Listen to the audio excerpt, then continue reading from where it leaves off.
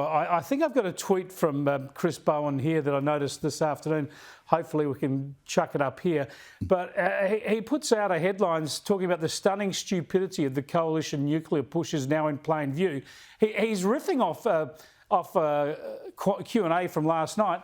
But Susie, that's in the Renew Economy. That is the publication of the renewable sector, the people that the government are in love with, and the people I showed everybody the last week or so, when we showed the Queensland Energy Minister, they see nuclear as a threat to their industry. So no wonder they're out bagging nuclear at every turn.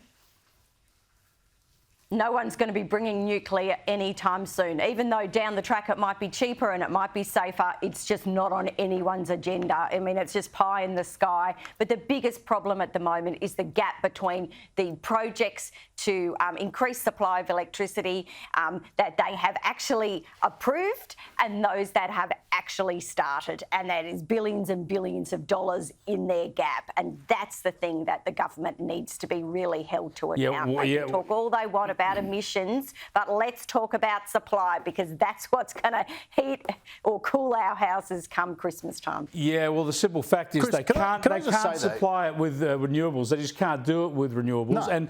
And I would suggest that at the next election there'll be a clear choice. I think the coalition will say they'll get rid of the ban on nuclear and they'll go down that path. I wouldn't be surprised if we had a small modular reactor up and running in this country within 10 years. And that's not such a long time frame when you look at how long we've been messing around with turbines and solar farms, Stephen.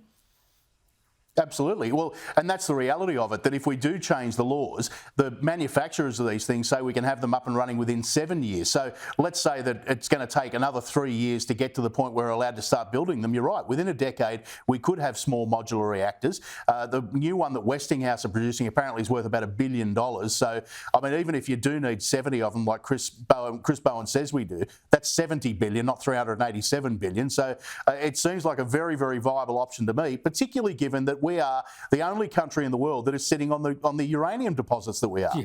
I make a prediction we'll have at least a handful of those plugged in 10 years, and they'll bring enormous stability to the grid, and we can ramp it up if we need to. But we've got a few summers to get through before then.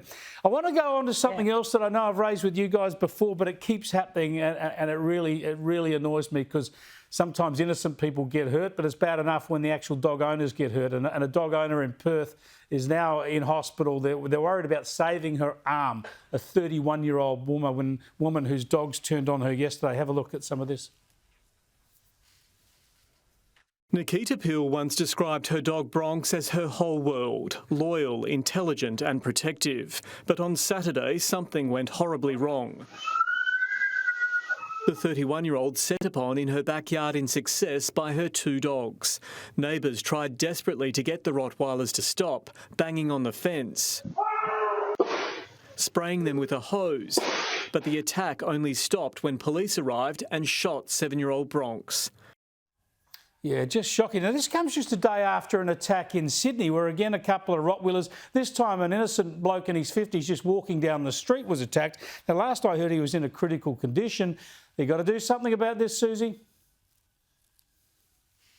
This is actually the third. There was one in Western Australia, one in New South Wales, and now this poor woman who was attacked by her own dogs. And it is just absolutely heartbreaking. You look at the size of these brutes, they're 60 kilos, and you think that's as big as me, and you think, oh my God, how can she fight that animal off? And this is the animal that she said protected her and loved her. But, you know, these attacks are mounting up and something has to be done. How this is not a restricted dog breed, I just do not understand. That's the bottom line, Stephen, isn't it? Some of these dogs have to be restricted and some even banned. Yeah, that's probably right. I mean, the UK have just banned what they call the American bully, which I think is what we call the American pit bull over here. There are certain breeds that there's no need to have as family pets, and even if you do, there's got to be some. And I hate nanny state regulation, but there's got to be some sort of licensing of dog owners. That, you know, if you're going to have one of these aggressive dog breeds, you've got to prove that you can actually manage it. You know, I mean, I'm all for dog ownership, but, you know, I don't know why a 31-year-old girl needs two giant rottweilers in the backyard. I mean, sure, to protect her, but, you know, there's other dogs that'll protect you that don't have the track record the rottweilers and pit bulls and those kind of dogs do. Yeah, just shocking stuff.